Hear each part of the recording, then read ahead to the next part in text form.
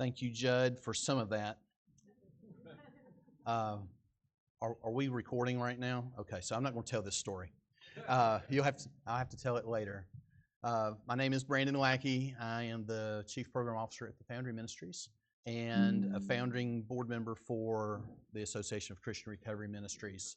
I am more than excited to be here today and still involved with this ministry. The very first training, Pastor Mark and I were there, and I think there were 4 or 5 other folks, okay?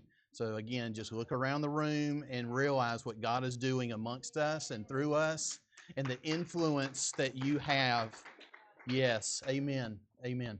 Today I have a kind of a nerdy topic. Somehow I get asked to do the nerdiest topics. However, Graham wins the nerdiest of the day with neurodivergent. So much information, and can I get a testimony that the blinking was the perfect example of ADHD? Does that help you understand some of your clients better? And I just want to say, Graham started off by saying that, it's a different type of brain. I'm going to editorialize for just a moment and say, if we don't understand that, we are the ones with some cognitive distortions in the room. Does that make sense? We're not thinking correctly about the problem that's being presented to us and what the challenges are for our program participants. My honor today is to talk about challenges to our organizations around data collection, and outcome reporting. You may say, well, I'm not a data person in my organization. I'm going to say nonsense.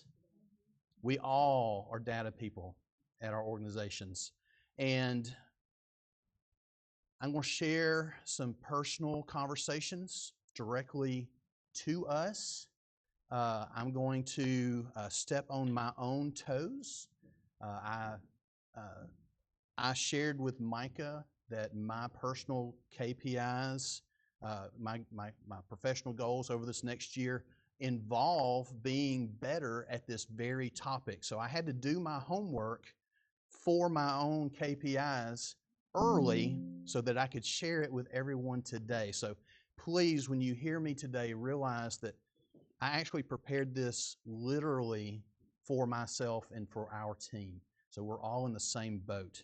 I will say that no organization is perfect, and we all have room for improvement. But if you're a decision maker at your organization, if you are an influencer, and you have the ability to improve in this area, I personally believe that you will be more effective in how you advocate, more effective in how you minister, and you'll be more effective and competitive in your grant writing, your fundraising, and ultimately, I will say that the ministries of the future are going to be the ones who are good at reporting outcomes. That being said, data helps us make accurate decisions, advocate better, and remain relevant. I mentioned it helps us remain competitive in a world that has many more recovery options than just 5, 10, 20 years ago. In the mid-90s, Alabama had about 300 faith-based beds. Today, just represented in this room are more than 4,000 faith-based beds.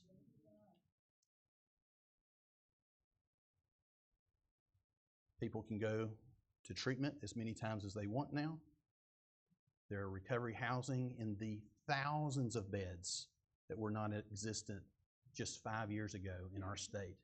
People have more options. They have more treatment options. They have more faith-based options. They have more recovery options.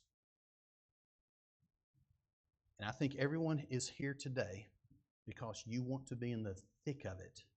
You want to be in the middle of ministry. You want to be the most effective you possibly can be. And we're busy doing the work, but most of us aren't very good at actually recording what we do. And we're terrible at demonstrating how effective or recording what life change actually looks like. Now, I got ahead of myself. Why the data matters for recovery. I'm going to share a little story. I was recently in Washington, D.C., invited to a best practices summit with organizations from all over America representing ACRM, and a high-ranking government official with HHS and with HUD looked at all of the nonprofits in the room, and he said, last night I went back to my hotel room and I pulled up all of your websites, and I didn't find a single outcome amongst you. He said, you record how many nights of services you provided. You report how many meals you provided.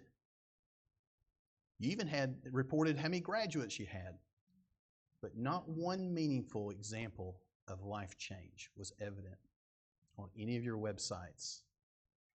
Y'all, I heard it in my soul. It was within the context of this conversation. HUD is moving $3.5 to $4 billion around this year. The White House has paved the way for faith-based organizations to be on equal ground and competitive for continuum funding.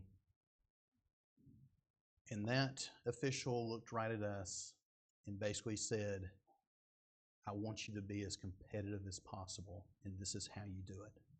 And so today, I'm extending a conversation that is happening in the halls of power. There are individuals who recognize the work that we do, and they want us to get credit for it, and they want to support it. What that looks like is really up to us. So let's get into some details. You ready? Amen. Sunday school slide. Start with a biblical foundation. Proverbs 27:23, be diligent to know the state of your flocks. Luke 14:28, count the cost. Anyone in here responsible for budgets at your organization? Oh, you do record data. Oh, you do use data to make decisions. So this is not a completely foreign concept to some people in the room. And most of us, we've probably made projections to our boards about change in our programming or a final outcome. Hopefully it's going to be a profitable end to the budget process, right? But count the cost. Proverbs 20:10. I placed this one in here on purpose. We'll come back to this. Unequal weights and measures are an abomination to the Lord. Stewardship includes measuring whether people are truly improving. All right. Outputs and outcomes. This is Data 101. Can someone give me an example of an output? What do you think an output is? Thank you. Number of meals. I'm going to help you out. Everybody, if you're residential, you do serve meals, right? Our programs will shut down in about 5 or 6 hours if we don't. Beds occupied, counseling sessions, Bible studies. We count services. So outputs are the services that we provide. And we're not going to minimize those, right? Those are really, really important, right? However, if these become the only things we measure, systems may unintentionally reward occupancy over transformation or activity over effectiveness. Outputs are important because they help us understand service volume and operational capacities.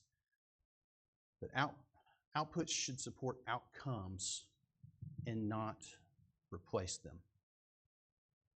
So what are examples of outcomes? Stable housing after our programs. Employment retention. Employment retention.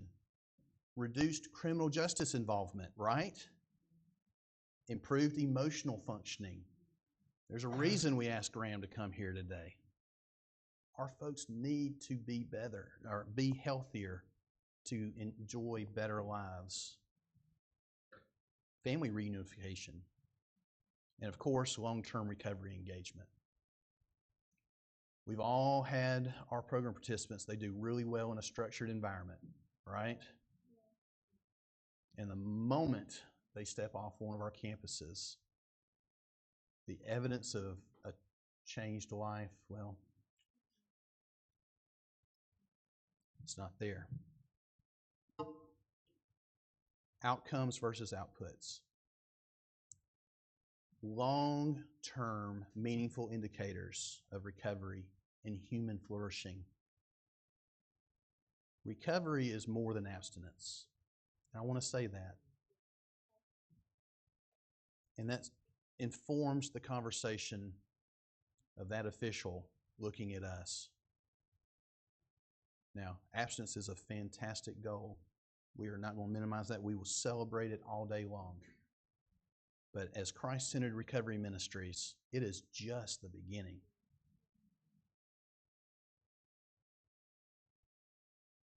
Recovery involves improved functioning across multiple domains of life. And anecdotally, we know we do a good job of helping people improve their entire lives. It's one of the absolute advantages of long-term residential Christ-centered recovery programs. Time is on our side. It's on our clients' sides. We operate as holistic ministries, mind, body, and spirit. We're generally pulling in the same direction. We check all of the scientific evidence-based boxes. Judd will speak to that later this afternoon. This is where we excel, is our outputs. Where we can improve is communicating our outcomes. Are we busy or are we effective? I wake up every day and I do have a job description that's written out, but my responsibility at my ministry is creating safer, healthier, more encouraging environments. Whether that's our dorms, our classrooms, our van rides, our counseling spaces, that's what I'm responsible for. But it's really easy for that just to become busy work, to be more concerned about the wallpaper peeling off the wall than what's actually changing in those spaces. Questions are people becoming more independent? Are they reconnecting with healthy supports? Are they gaining employment? Are they remaining housed? And what I mean by remaining housed is I had a client in a counseling session just on Tuesday, and he shared with me that he had, in his adult life, in the 35 years since he left home, he had never been in his own house, his own apartment. He had moved from couch to friend to former friend to girlfriend to family members and he looked at me. He said, "Something's got to change."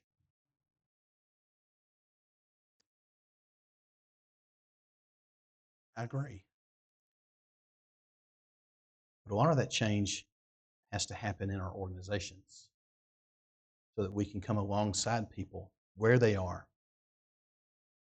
and help them find that internal desire to be the king or queen of their own castle, or to be the dad, the husband, son, or daughter that they were called to be and created to be. Are our clients functioning better over time? They are. Love lady, they are.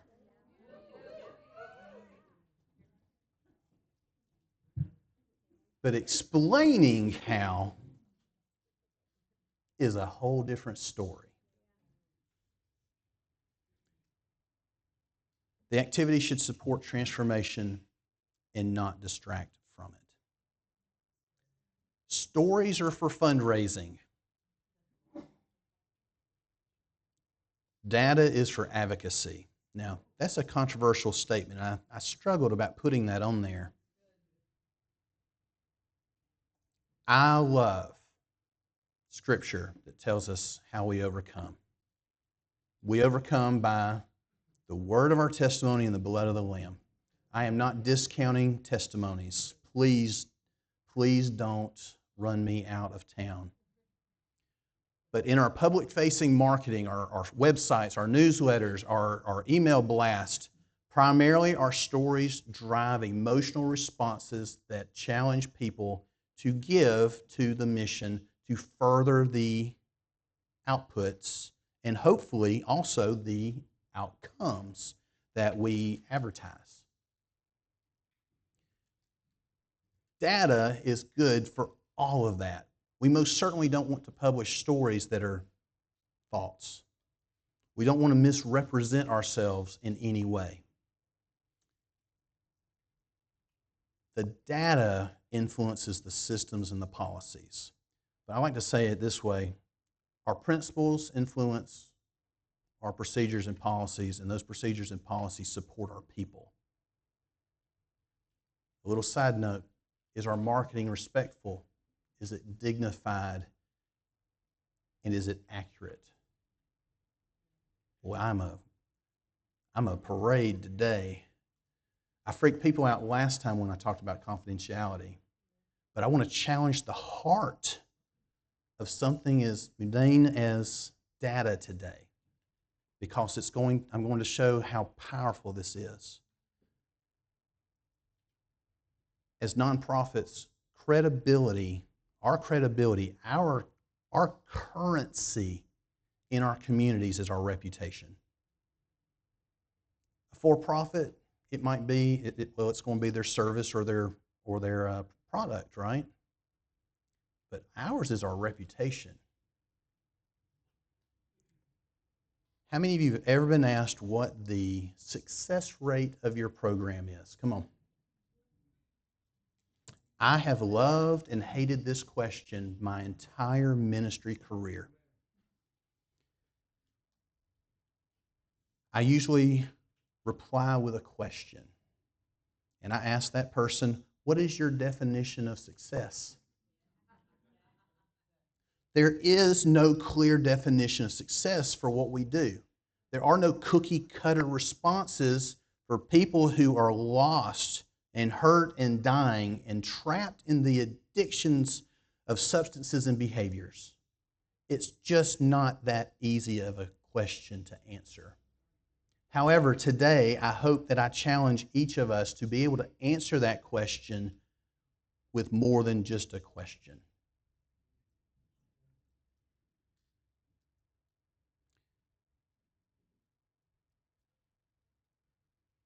We want to foster self-efficacy and independence. The official from D.C., this is what he was talking about.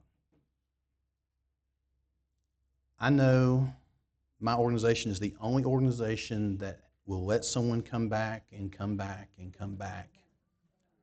We are the only organization that has ever enabled or been codependent in the history of nonprofits.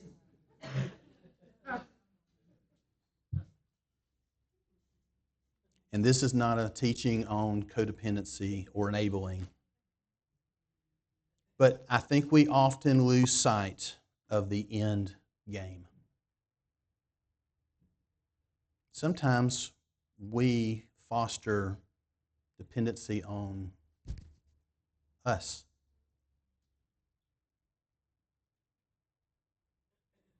Recovery should move people toward responsibility and independence.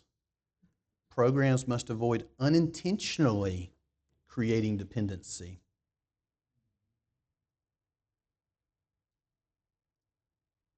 Self-efficacy, self-determination, autonomy. These are human needs. And many of the men and women we serve, the state tried to take basic needs away. They have bartered, given, or lost parts of themselves along the way. And they are looking for their identity. We happen to offer an opportunity for them to find their identity in Christ. But along the way, too often they take up the identity of their dorm room or the bus ride. They change without changing. But we measure those miles that we drove. We measure the nights they stayed in the bed, but we're not measuring the actual self-efficacy and change. We talked about some of these, just some key data points to help us think about how to communicate what we actually do for long-term recovery. Of course, housing stability. Many of the ministries in this room also work with the homeless communities. I think we all recognize that without meaningful, sustained employment, that recovery lasts about as long as the most recent weather pattern. We also recognize that mental health functioning is one of the greatest indicators of whether or not someone is going to stay on track and continue improving. And we know it intuitively, but community and family connections is one of the strengths of what we do. We are Christ-centered recovery communities. Whether you run a house with 4 ladies in it or a mega center with 500 ladies in it, it is a community. It is social. But how do we measure connectivity? And of course, we're also interested in long-term recovery engagement. This one should be easy for us. But we know we work with a pretty rambunctious group of folks. And they don't stay in one place very long. And when they leave our campuses, well, good luck keeping up. And it's not just the folks that aren't doing well. It's also the folks who are doing great. They do great and they want to move on. They want to turn that page to the next chapter. They don't want to be on the social media page because they're looking for employment. And then there are the folks, they don't want to be found because they know they're stuck in their shame, their guilt. They've returned to use. They feel like they failed God, others, and themselves. So we have massive challenges. We do. But I think the effort that we put toward articulating our outcomes is really important in the sense of people are counting on us to tell the good and the bad, to identify where opportunities are and where we thrive and where we literally hang our hat as Christ-centered recovery. Key data points, for those of you who are involved in grant writing, these are funding spaces. There are people who are passionate about each of these data points, and they want to fund the most effective program with the best outcomes. Funders generally don't want to fund the busiest program. They want to fund the most effective. SAMHSA, our nation's agency that handles all substance use policy and funding, they have 4 areas. When you think about your organization and the data that you collect and the outcomes that we hope to articulate, health, managing one's disease using their language and living in a physically and emotionally healthy way, that's really important for clinical service providers and funders. Home, stable and safe place to live. Purpose. I love that SAMHSA identifies purpose as one of their top 4 priorities. Y'all, there's no one in America better equipped than the ministries in this room than to help men and women discover their God-given purpose. And again, community, relationships and social networks that provide support, friendship, love, and hope.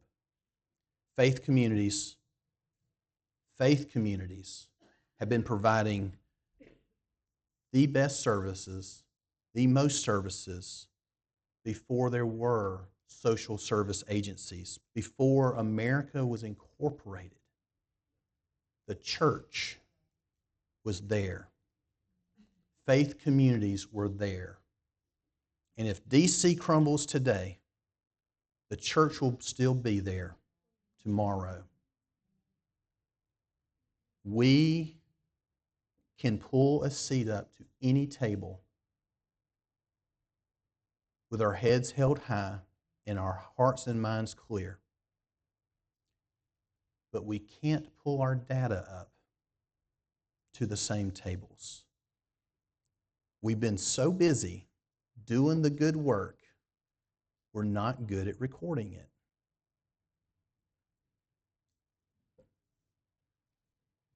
I'm going to run through a lot of slides real quick because I want to show you some examples.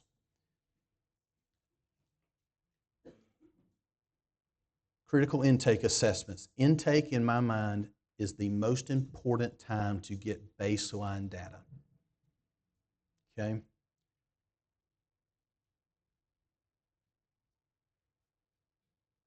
Ask more than you think you need. Talk to your grant writers. What information do you need? Talk to your marketing team. How can we communicate life change? Well, we have to ask the right questions about the right things. Critical intake assessments. Now, I'm using a broad brush here. We're bringing people in and we're basically looking to make sure that they are stable enough to enter into our program, right? It's safe enough to do that, that they fit these criteria. I want you to think of your intake process as an opportunity to learn as much as you can about the people you serve and don't serve.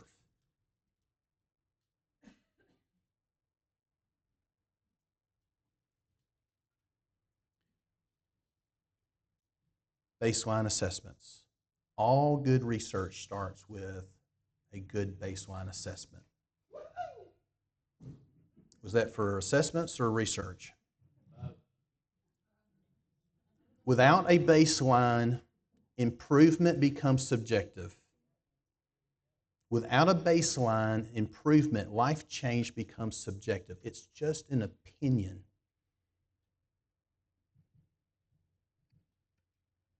Baseline data allows ministries to demonstrate measurable change over time. It helps staff identify higher risk participants who may require additional support. It helps with referrals, and it informs the interventions that we will make. Good assessment practices improve both ministry effectiveness and systems credibility.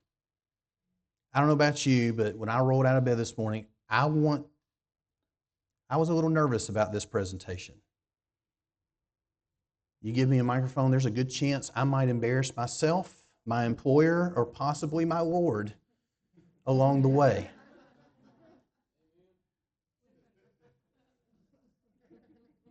But deep in my heart, whether it's my flesh or because I serve a Lord who is excellent, I want to be seen as credible. When I arrive at the end of my life, I want to hear, "Well done, my good and credible servant," right? You wouldn't be here if you weren't called, and if this is just a job for you, I'm sorry, we might not see you at the next Akron training. This work requires a calling and an equipping. And I'm going to tell you, it also requires evaluation and self-care. Good assessment practices improve both the ministry effectiveness and our ministry's credibility. Remember, our currency on the street is our reputation. If you want to increase the currency of your ministry, your department, this is an area where we can make huge improvements. Quickly, just some assessment timeline recommendations. Where can you gather information? Of course, at intake. That's your baseline. We actually start with our application, asking questions. 30 days is a recognized benchmark. It fits with 28, 30-day treatment protocols. Well, most of us are much longer than 30 days, but it doesn't hurt to ask the questions again. Notice I said again at 30 days. Or phase transitions. Most of the programs here, you have a phasing process, benchmarks. We talk about our programs in time-based methodology, but I think most of us are progress-based in our practices. And of course, we want to ask at completion. We do okay in this space. Some of us maybe not so much. But then we get to after they've left us. And I am not going to answer all of your questions here because every program is unique. Every population you serve is unique. Every client you serve is unique. And our diversity is one of our strengths. And what the Foundry might do well, someone else can learn from, and what Lovelady does well, we can learn from, and what His Way does well, and I'm going to miss 15 organizations if I start doing that. But if you look around the room, we can get better collectively. Which means we can speak collectively with one voice. Here's the big space. Here's the big opportunity. This is what will set programs of the future apart from the programs of today. If Ann Elizabeth, wave at everybody, Ann Elizabeth. If Ann Elizabeth goes up against your ministry in a competitive grant, I'm going to help her win because I plan on having the best data. So she is as successful as she can be. Like, that's mean, Brandon. I'm going to advocate for our folks as powerfully as I can. And I'm challenging you to do the same thing. I dare you to beat us. I want everyone in this room to be as competitive, not necessarily between ourselves, but with what the world has to offer. And I'm going to tell you that at this point in time, we are more than competitive with what we do and how we do it.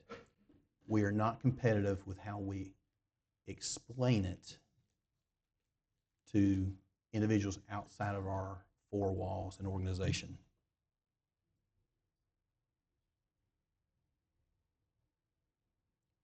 Practical assessment tools. So like, all right, you've been telling us we got to measure things. I threw a few suggestions on here. If you're going to write anything down, and there'll be a QR code at the end of this, the whole presentation is yours. A depression assessment, an anxiety depression, or an anxiety assessment. These are short 3-minute assessments that can be done at multiple times through your program. You can compare those and show how people's depression symptoms decrease. You can show how people's anxiety symptoms decrease over time while they are with you, and ultimately how those symptoms remain changed after they leave us. There's a recovery capital scale. It's an excellent assessment. There's so many sufficiency matrices, and I believe that those matrices are going to be very much in line with what we do and how we want to articulate what we do. And I have some examples of those if I wrap up here fast enough.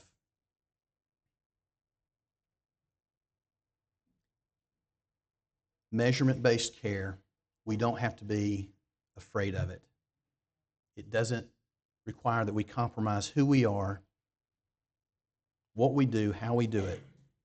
It just requires that we be more intentional of what we measure and how we articulate it. Graham used the term earlier, it's not rocket science. There is a lot of science to it.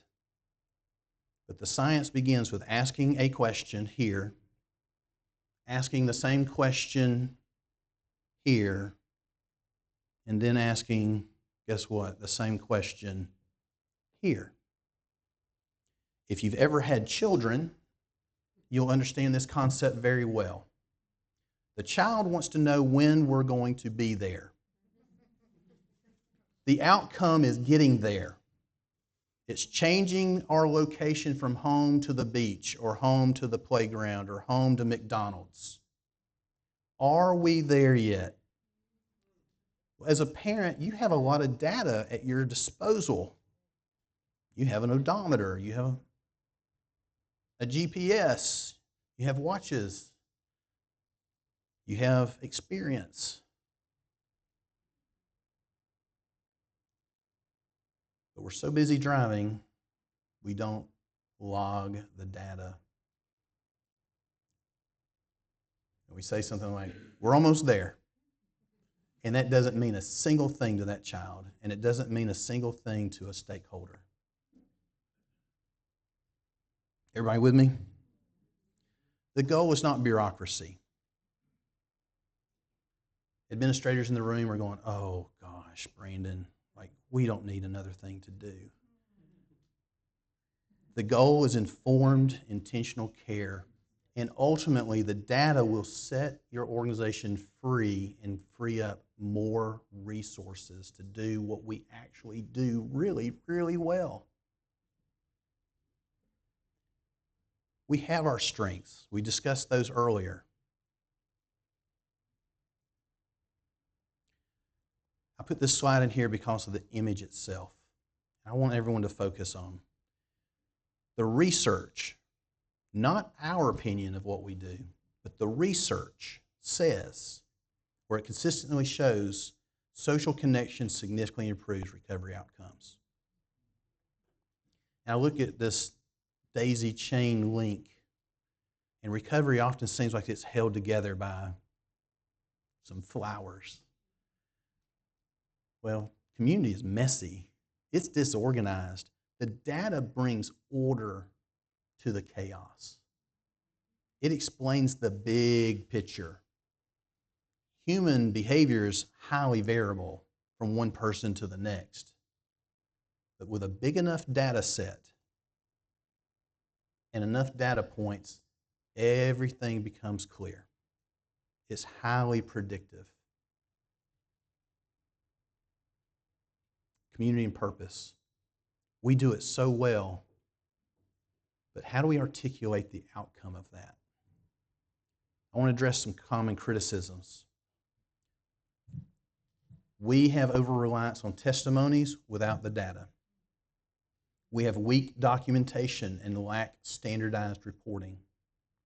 We have poor long-term follow-up post-program. We have inconsistent confidentiality practices. We're resistant to accountability and scientific research. And we often measure compliance instead of growth. Compliance is not change. Behavior modification is proven to fail.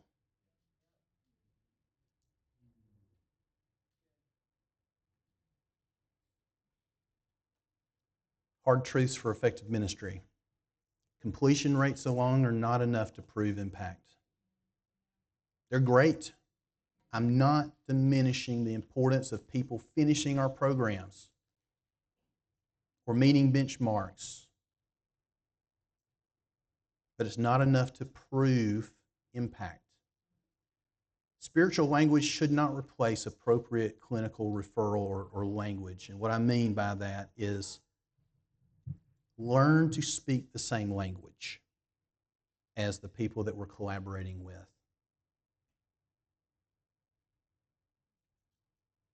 It's in the best interest of the people we serve. Churchese does not communicate with other stakeholders in the community well. Blessed and highly favored. Some of us think that's the only outcome that matters. But we're wearing a mask and we're dying on the inside, but it looks like a permanently transformed life. Boo.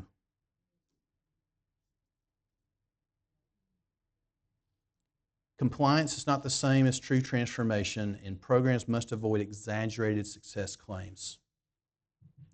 There's data accuracy and there's data integrity. When you put stats on your websites, in your newsletters, in your marketing, please underestimate so that we can avoid the appearance of impropriety. We are doing great work. We don't have to exaggerate what we do. We have to maintain our credibility, because if we don't in the small details, then the larger outcomes will be called into, well, they'll be questioned. Hard truths. Health and recovery systems recognize both spiritual and practical dimensions of care.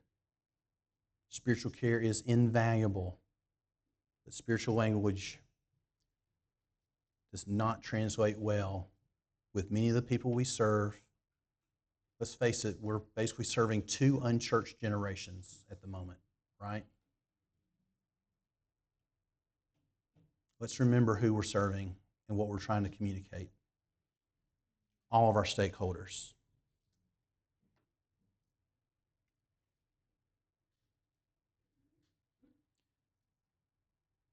Judd is going to probably speak about us being recovery-oriented systems of care. And this is the language I'm talking about. Yes, we are faith-based, although that word has been hijacked. It can mean anything. It's one of the reasons we changed our URL on our website. Christ-centered recovery. But recovery-oriented systems of care is a language that policymakers, service providers, clinicians, non-clinicians understand as a nice meeting point. We are recovery-oriented systems of care. I would encourage everyone to do a little research and identify how your organization fits that model. It doesn't require that you change who you are. Matter of fact, who you are makes you more recovery-oriented systems of care than many other providers. This is not a threat. It's a little bit of just cleaning up the language and understanding what role we play in a much bigger process.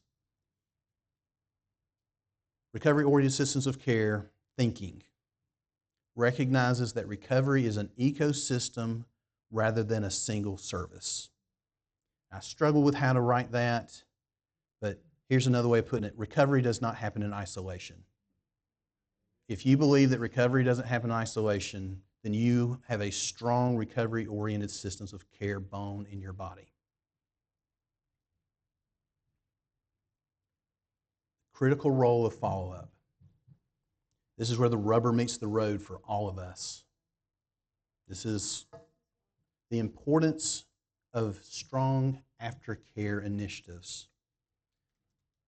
I think the church as a whole does a really good job of getting people to an altar to accept Jesus, but discipleship is where the rubber meets the road, right?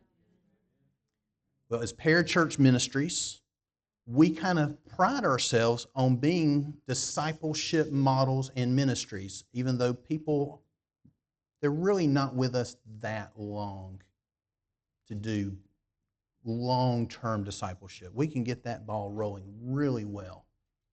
And that is a strength that we have. The critical role of alumni engagement, as difficult as it might be, it doesn't take thousands of assessments to get good outcome data. What it does take is time. And the more times you ask that measurable question over longer periods of time, the more credible your outcome data, our outcome data will be.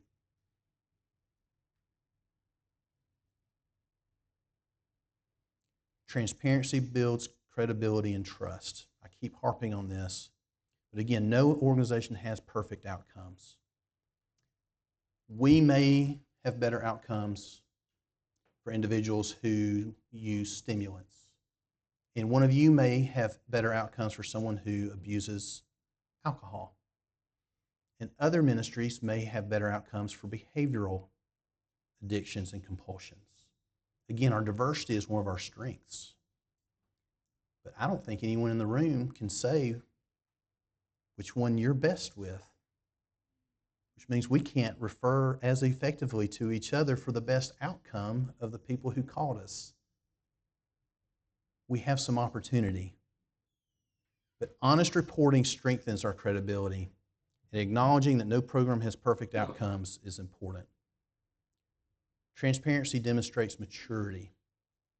And organizations are kind of, well, we're infants, and then we're children, and unruly teenagers, and young adults, and some organizations are like grandparents. The information we gather is important because all along those stages of our ministries' lives, maturation of our ministries, well, we need the data to be the best version of where we are in the moment. I'm not saying everyone should be an adult organization. We need some unruly teenagers in Akron. They keep some of the older organizations on our toes. Drug culture is not static. It's dynamic. It changes. The clients we serve change. As organizations, we have to be able to change. And the only way, or one of the only ways, or the best ways that we can do that is to actually have the data.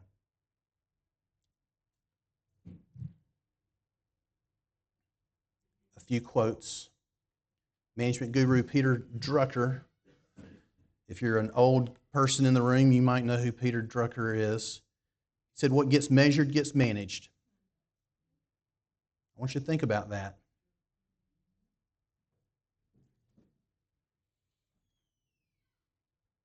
HHS, Health and Human Services, says integrated systems improve recovery outcomes. They don't just say it. All the research says that integrated services. Well, systems. What does that mean? Are we playing well with others? Are you part of the larger system? Are you siloed? Do you think you're the only ministry that does it right? Us four and no more? All the data says that organizations, siloed organizations, are some of the least effective, and they get left behind. National Homeless Policy Reformer Dr. Robert Marbut, he said, if you measure the wrong thing gets done. That's his response to Mr. Drucker's quote. Dr. Marbut is the person who looked at all the nonprofits in the room and said, not a single outcome between you.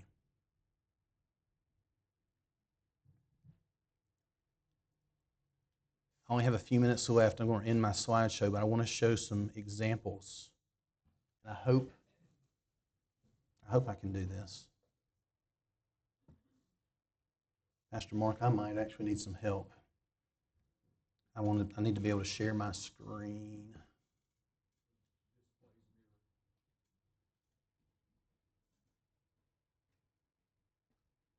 I just need to show my desktop so I can.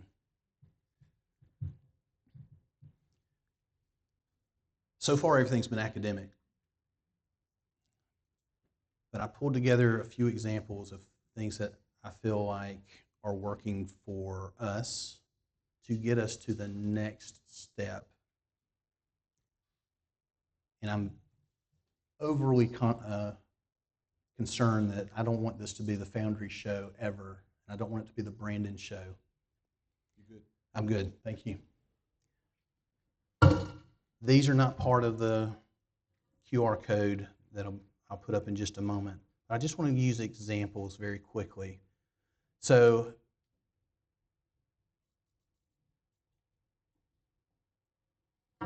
would everyone agree that we work with highly traumatized individuals?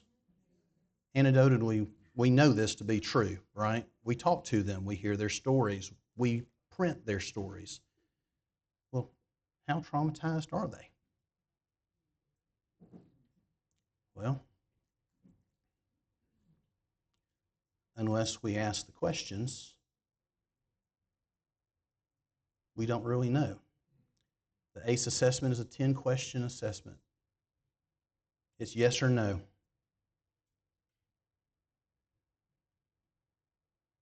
Just a little caveat, a warning there is unless your organization is qualified to address trauma, that's not a recommended assessment at intake. How do we measure life change? Well, we find assessments like the FASTER scale that measure attitudes and behaviors. 4,535 FASTER scale assessments. I can tell you to the 0.08 of what the average program participant coming in the door, where they're going to rank in their likelihood to relapse. We call this a relapse predictor at the Foundry. And we all know that if they're coming into one of our ministries, there's probably a 100% chance they're going to relapse without help, right? So we're starting at 100%. Well, these numbers don't mean anything until we record them and share them as an outcome.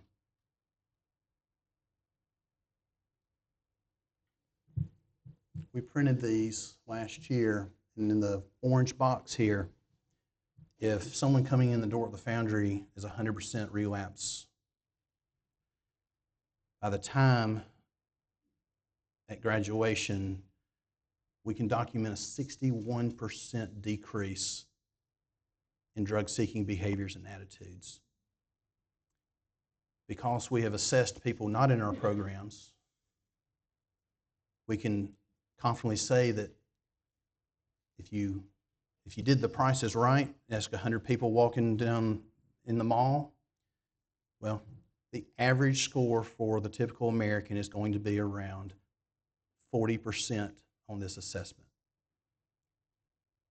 If someone completes our program, they were at 100%, they are now at or about the same as the general population in their attitudes and behaviors and likelihood to return to use or abuse substances. This is an outcome. We just asked the same question 4 times over the course of a period of time. This is not a good outcome. A good outcome would show another year on this timeline. Everybody with me?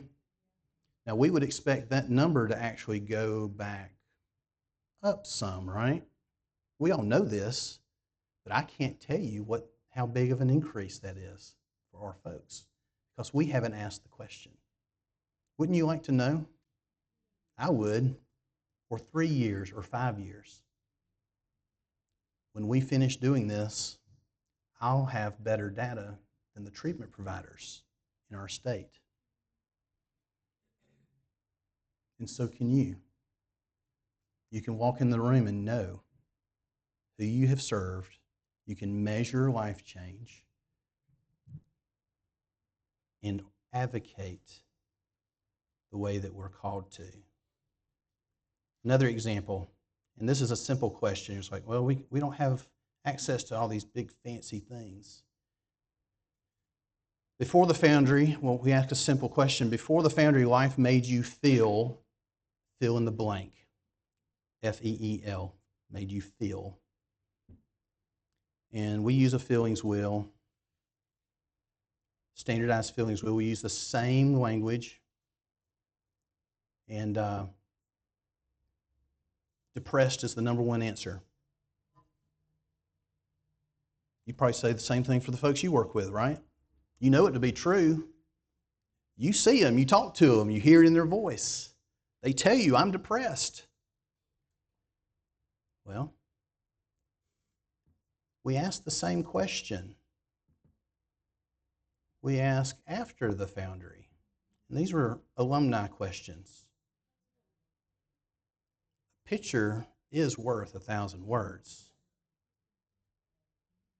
Everyone in this room can ask those 2 questions on your application and on your exit survey. And that's where I want to wrap up my commentary today and maybe take a question or 2, Lord willing.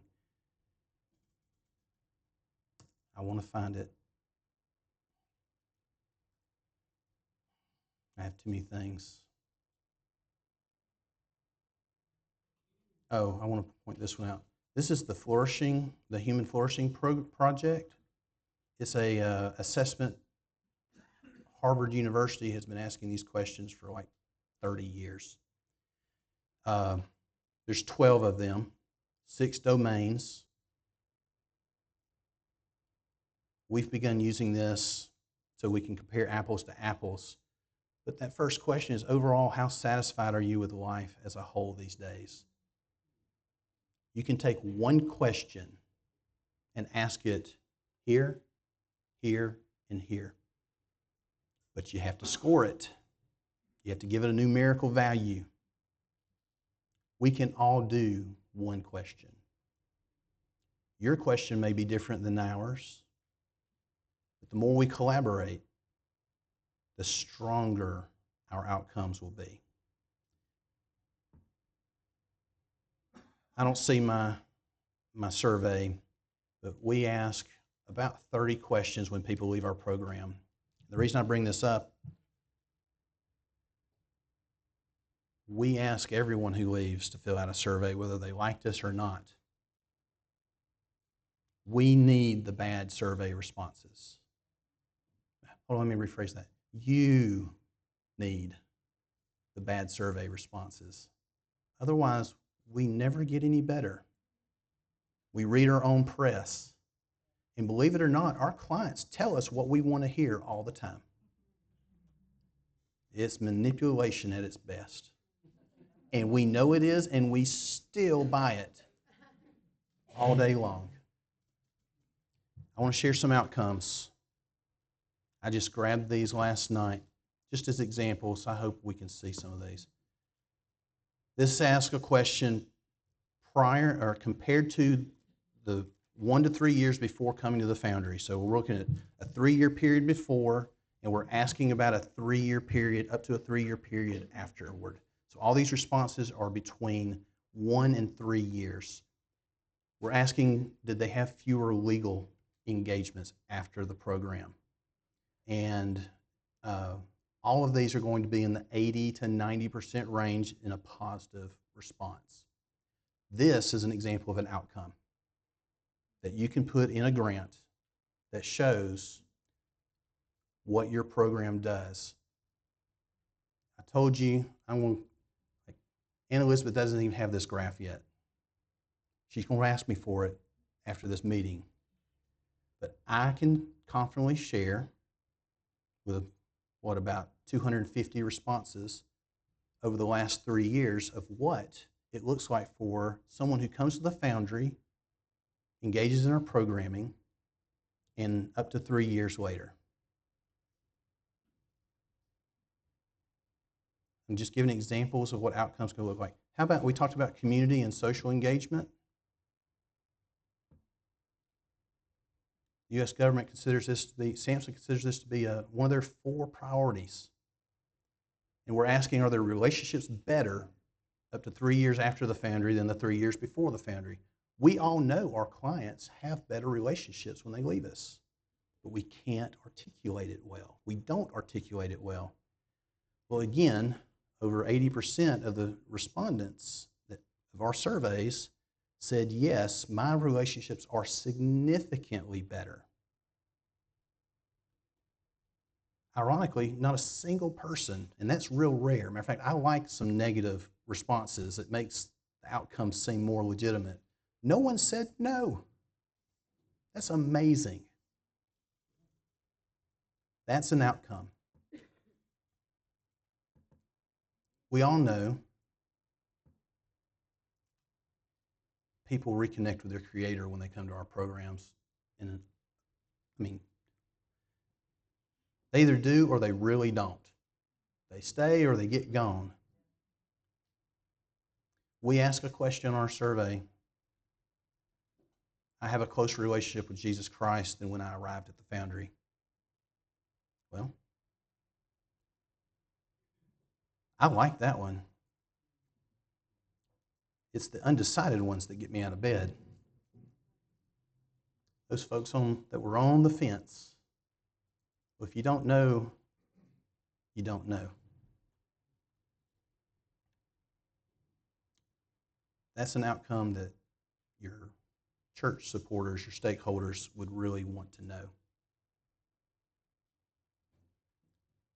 Here it is. What's the success rate of your program? That question.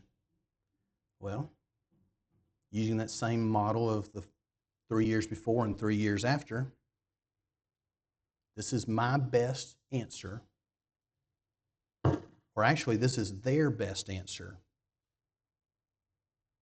1 to 3 years out of the program.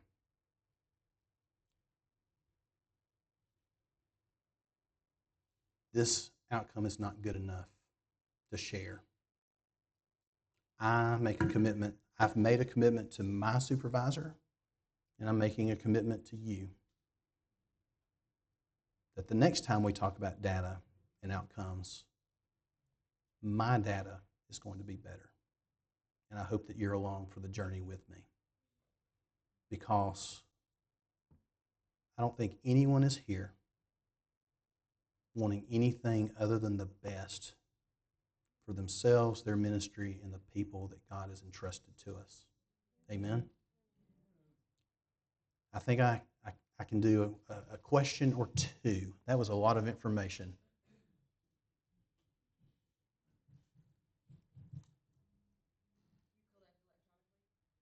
We do collect electronically. We're 100% electronic.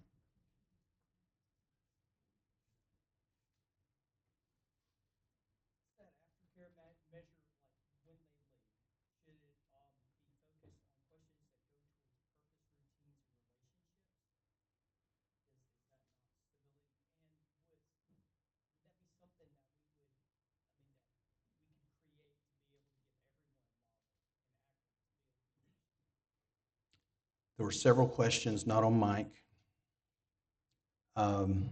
My non-answer is what gets collected is unique to the organization. What does your ministry value the most? What do you actually do? What services do you provide? What services do you want to provide or need to provide? The second part of that question was collectively with Akram. Yes, there is an active conversation about benchmark data collection and outcomes. As Akram expands, the importance of that grows paramount as we move forward. But with that need also comes a responsibility. We will need our member agencies to participate in data collection so that our data has credibility. Does that make sense? So some people will be very open to collecting data that Akram asked for, and others will not be as open. And so, again, that's one of the things that makes us as so strong as our diversity, but we will need collaborative engagement from as many members as possible when the decision is made what we want and need to collect. I'm not sure if that answered your question completely, but I'm going to say it did. All right. Last question. Anybody else? Yes.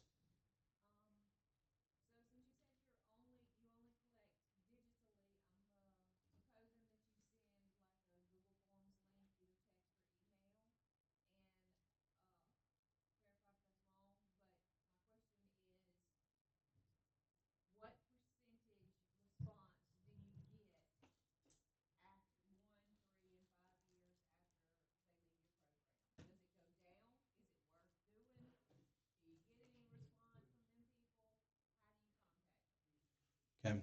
So I don't think Blake is here. He's our aftercare director.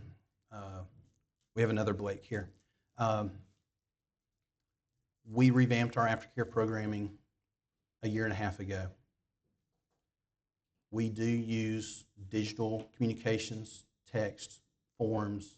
We also incentivize engagement. We get much better engagement. Last year we offered an alumni t-shirt for anyone who filled out our survey. Okay. This year I think we did gift cards. It's real life, y'all. You are more likely to fill out the survey if someone's going to give you a gift card. It is confidential. We want accurate responses. We're just getting started. Those last slides I showed were preliminary glimpses, although 250 responses is not a small data set. I can confidently walk into a room and have a conversation and feel like I know what I'm talking about. They are not competitive for funding and national purposes. I think I answered your question. Any others? Last one, yes.